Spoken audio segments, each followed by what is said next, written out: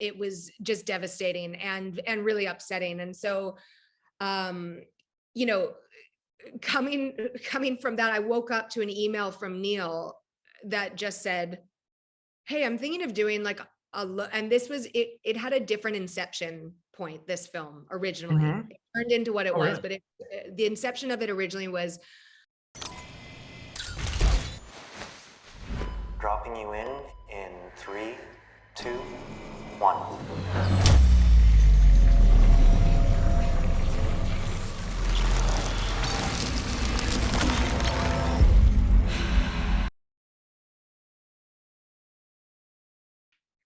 Hi, Carly.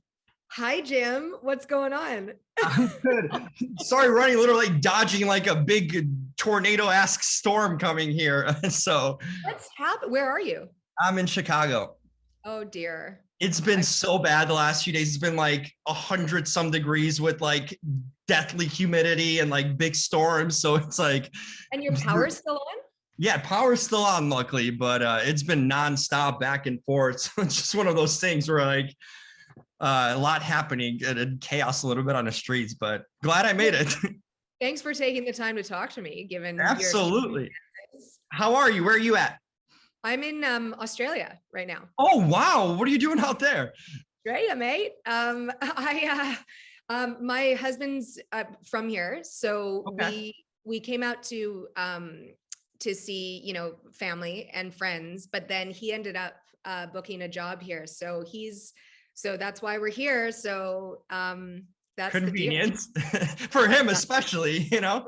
Yeah, it's a positive problem to have for sure. There you go. And I'm sure it's nice out there too. Well, it's kind of their winter, right? So it's a little bit chillier. You're right. It is winter and Uh-huh. it is chillier, but it's been lovely. Well, that's good to hear. Well, I'm glad. So life's been good, to say the least. Yeah, life's been good. I can't complain, you know. I feel like if we get stuck in a loop of complaints, we're doomed. We have True. to find, You know, have to find the rainbows behind the clouds. exactly. Because there's always something negative easy to pluck away. But, you know, it's harder to hold on to the good stuff, you know. But that's a good outlook on that. Well, I'm glad to hear it. And you have a movie out now too. So that's always a good thing, right? That's true. That was a nice surprise during the pandemic that we were going to be shooting a film, and that it's come out relatively quickly. Like When did you guys shoot it then? we shot it in July and August Oh, of wow. 2020. July and August of 2020. We were doing prep in June, and then yeah, July, August 2020. We did a couple of reshoots in like September, early October. And then they just worked on all the kind of visual effects stuff that had to be done. So Yeah, it's wow. really cool turnaround, really quick turnaround. And it was like, again, just such a nice surprise from being, you know, shut in with curfews during the pandemic to kind of have a change of pace, get some creativity in, and work with people that I really love working with. No question. Where'd you guys film it? We filmed in Penticton, British Columbia, which is like the Okanagan region. It's kind of like orchards, vineyards. Kind of your parts, right? I mean, yeah, familiar area for you. Totally. I grew up going to those areas. So we filmed half the film in Penticton and then half the film in a place called Kamloops, British Columbia. And then we did the volume capture in Vancouver. Well, so back door. So that must have been extra special for you to kind of be in a sense, a little tour guide maybe for the crew and all. Well, I mean, most people were from those parts that were. Oh, okay. So locals. So nice. Yeah. So everyone had familiarity with Vancouver and the surrounds, but it was really nice. It was really nice to like get home. There's something about like being on the home front, you know, or like your home stomping grounds that just feels extra special and comforting, especially during a pandemic. You know, it was nice to know my family was down the road, and all the rest. No question. How does you've been in a few of Neill's films already? How does it start with a phone call, or like do you get the special a script to kind of heads up beforehand? When you work with someone previously, you have that familiarity. But what's the process like when you're gearing up to do a consecutive film, a third one, I believe, with him? Kind of curious what's your guys at this point, your communication like? Yeah, I mean, in this case, it was an email. It was an email that that reached me like right after New Year's of 2020. So it was like January 2020, and I was in Australia, and it was right during like the big fires that Australia had Oh over yes. that time. And we were in Melbourne, which is where we usually are. And so like it was a very strange time. And there was a lot of looming threat, of course, and a lot of worry going on. So there was a lot of that kind of circling back to the beginning of our conversation, but a lot of the kind of gloom and the negative of what was happening. And Yeah, it was some scary stuff. I mean, images all around the world. You saw them, especially like the animals, the koalas, all that. It was just tragic to watch. It was like a demonic horror movie, literally playing out loud. It really was. It was just devastating and really upsetting. And so, coming from that, I woke up to an email from Neill that just said, "Hey, I'm thinking of doing like and this was it. It had a different inception point. This film originally it turned into what it was, but the inception of it originally was, hey, I'm thinking about doing like a low budget found footage type horror film. Are you down?" And I was like, yeah, of course. That sounds really cool. But he had other stuff on the go. He was about to shoot a film, I think in New Mexico or somewhere around there. And so I just figured this is a concept that might happen like down the track. But it's nice to know that he's thinking about it, and it's nice to know he's thinking about me for it. And I was like, I'm in, like I'm 150% down. So just let me know when and where. And then 2 months later, the world shut down. And at that point, he kind of circled back and said, I really want to do this film now that like the other stuff has gotten postponed. So what do you think? And I just said, sure. Like, what is it? Like, yeah, of course though. Like, definitely. And then about a month later, he sent me a script. So it had changed from the idea of being like a self-financed, low budget found footage film into what it is now, which is like a scripted narrative feature. And that's when I believe AGC got involved. So there was a little bit more finance so that it could be a bigger film. And Neill had this idea for all the simulation stuff that you see with the volumetric capture. Like he sort of knew that he wanted to use that. So he was sort of reverse engineering the film around that idea. Wow. And then so it was kind of, we just like, there were different incarnations of the script up until, so that's from like April until June. And then I flew up to Vancouver, did my 2-week quarantine, drove myself to Penticton, and we started shooting right away. Wow. So, what's a set like? I mean, obviously during quarantine, it's probably a lot different, unimaginable. But what's a set like? You work with Neill on a few films. What are his sets usually like? I'm kind of curious because a lot of his work is very sci-fi, and I'm imagining some of the things you don't get to see even when you're on set. It's kind of post-production. But what is kind of the vibe and atmosphere? He just seems like such a creative individual. I'm guessing it's like a fun set to be part of. Yeah, his sets just operate really well. Like there is so much cohesiveness, and I think that comes with working with a lot of the same people. He's done that for a lot of his films. Totally. Like there's a reason for that, right? We want to work with our friends. We want to work with the people that we know we work well with. Yep.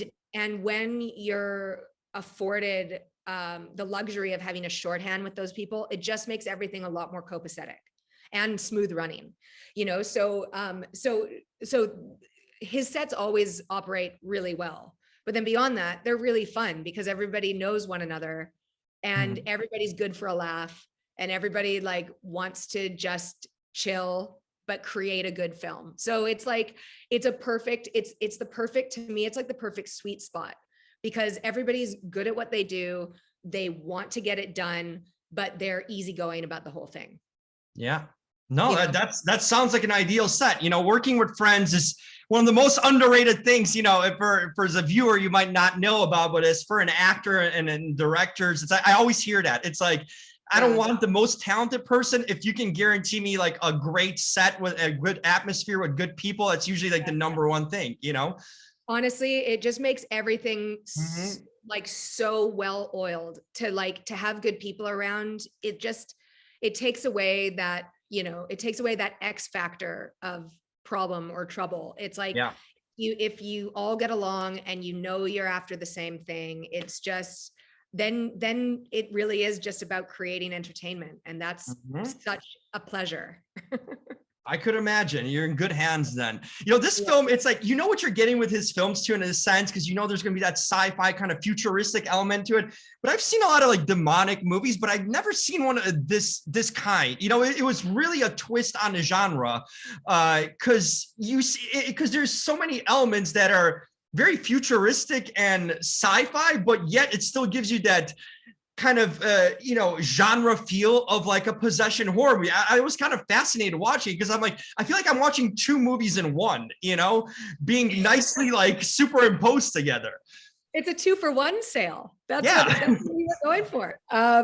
No, that's cool. I mean, look, I think um, creating a film that has people feeling ambivalent about it would be the biggest tragedy. We want people to feel something. We want people to like engage with the film and maybe be surprised. That's amazing. If you felt like you were surprised at the directions that it went, that's incredible. And even though it sort of like hits or ticks some boxes of Neill's in terms of like sci-fi genre, or like, elements of like the visual kind of the visual realities that he Right. creates. Like, even if it ticks those boxes, I still feel like it's such a departure for him, because it's really a film that has like a fairly straight narrative. Like, it's not, we're not making a social commentary. It's not a satire in any capacity. Like, it is just a very linear narrative. And I think that that's really cool. And something that sets it apart from his other work, but still falls nicely within his canon. Absolutely. Well, I always love asking this kind of final question on my way out here to wrap things up.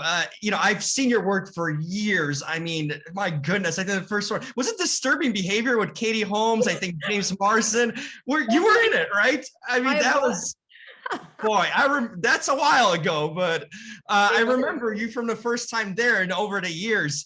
I'm curious because, like, when you're offset, what are some things you like to enjoy to do for fun? You know, it's like you get an image of someone just seeing them through various roles and films, but I always have the curiosity, like, what are some things you get away when you're offset, get away from the movie aspect? What are some things you like to do or are passionate about? Sure. That's a very sweet question. I think, like, as I mentioned, my hubby's Australian, I'm Mhm. Canadian. We live in America. There's a lot of I travel. love it. There's a lot of travel, and it sounds like a glamorous life. It's busy in that sense, right? So I think, like, for me, I just like to really ground myself wherever I am, because I never really know where we're going to be. And it's, Mhm. home is where the heart is, or really home is where your passport is at the time, or what stamp is in your passport. But it's Yeah.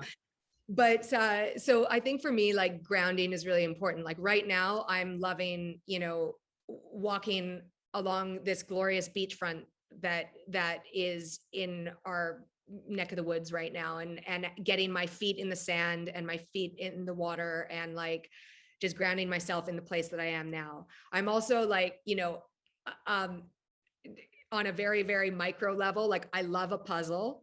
Oh, nice. I love a puzzle. And I also love, I'm trying to get more into like crocheting and knitting and things like that, because I find that for me, it calms the brain. So Like, many actors I've spoken to shockingly are into this. Like, this is, really?